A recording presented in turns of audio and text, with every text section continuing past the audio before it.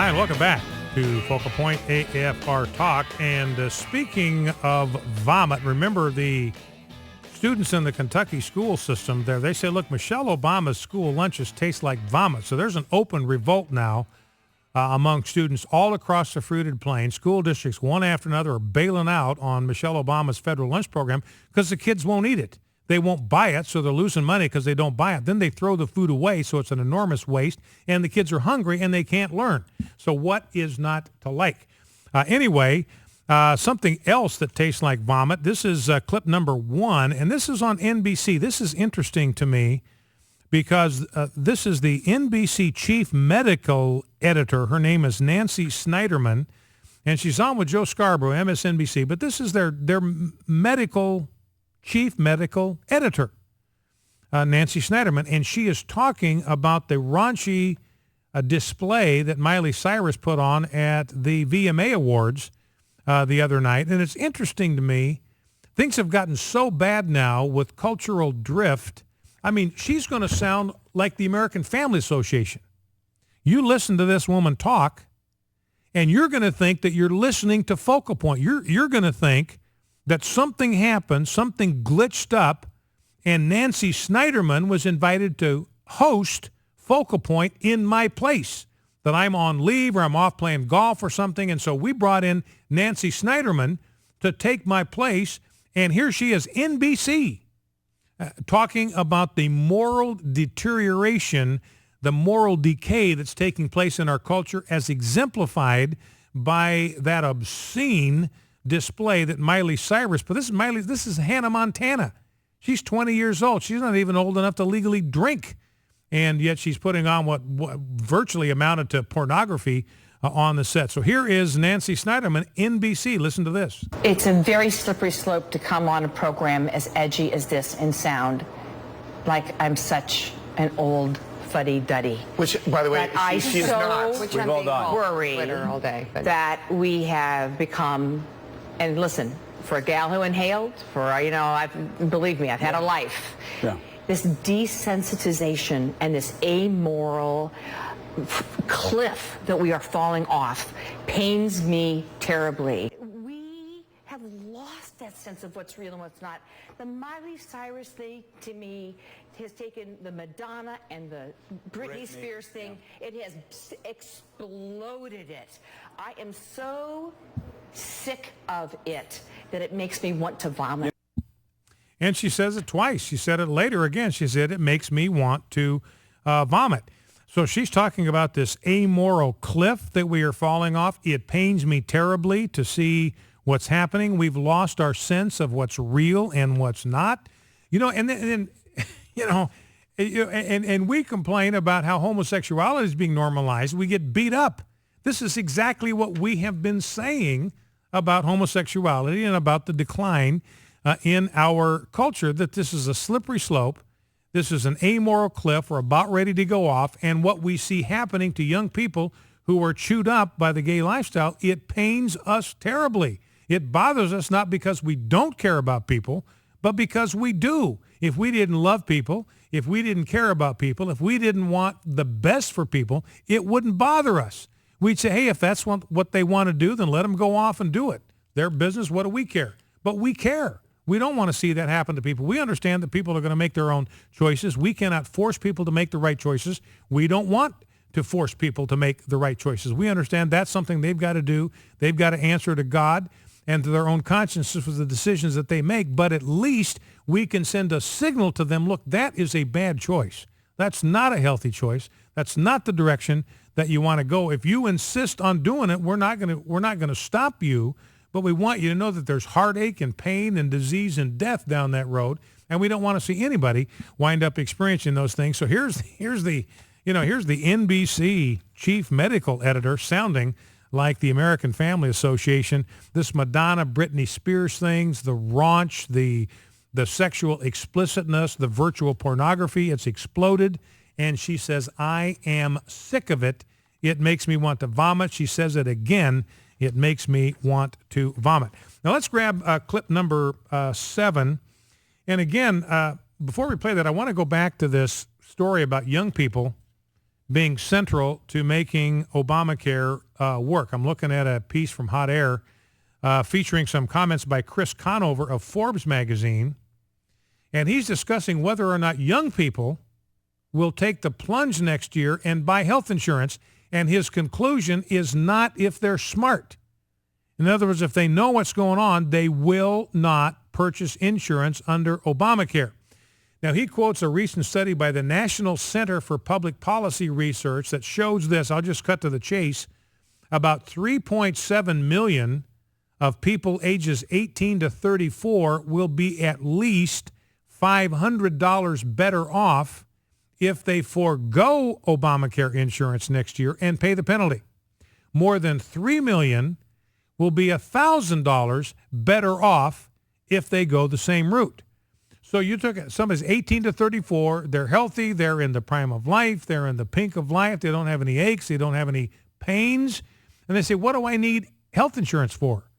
And if I don't buy Obamacare and I just pay the penalty next year, I'm going to have $1,000. 3 million people, ages 18 to 34, are going to have $1,000 in their wallets. You realize people 18 to 34, think back. If you're older than that, think back what it was like being in your mid-20s.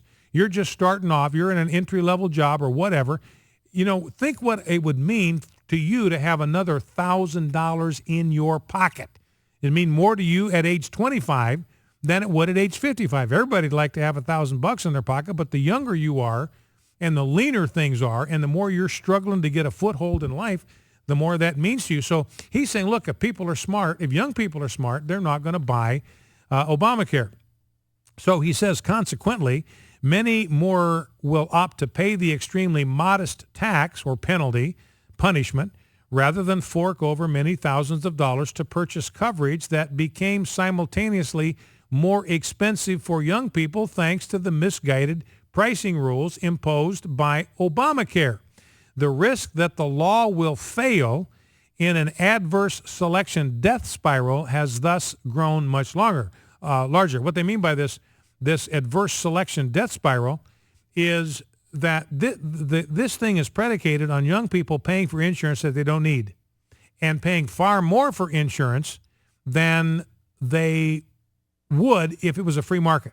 In other words, if you got a free market, see, Obamacare is setting the prices for young people for their health insurance. You got to pay this much. You got to pay more than you would have to pay if you were on the free market, because we've got to have money from you to pay for the health insurance needs of senior citizens, of older people.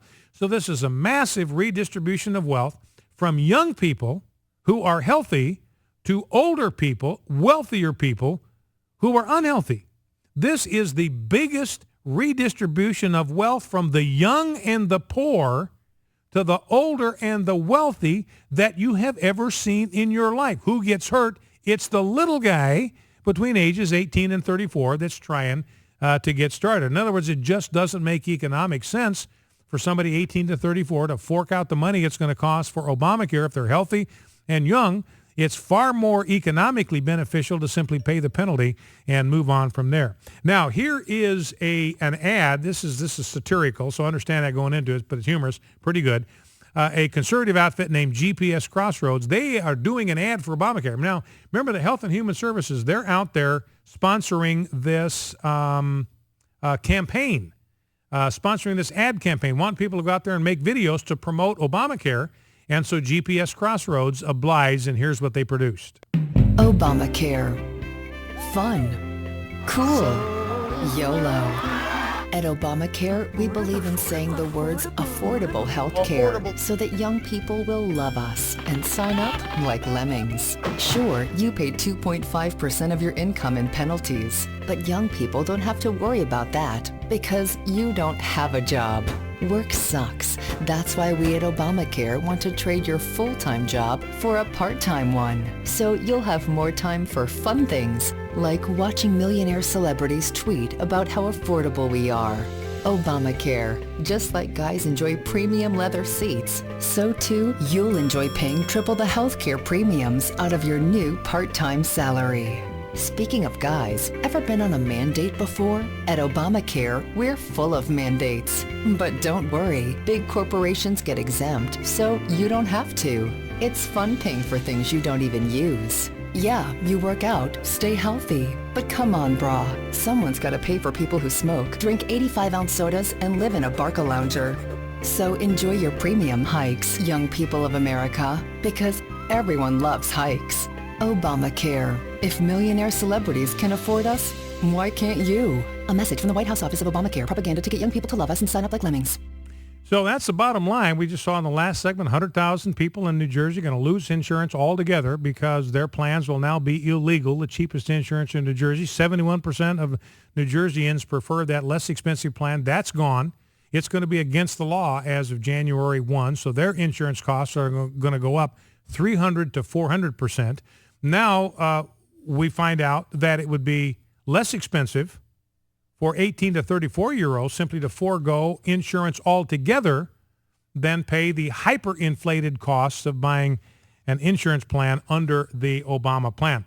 Number to call if you want to join the conversation in the last segment, 888-589-8840, 888-589-8840.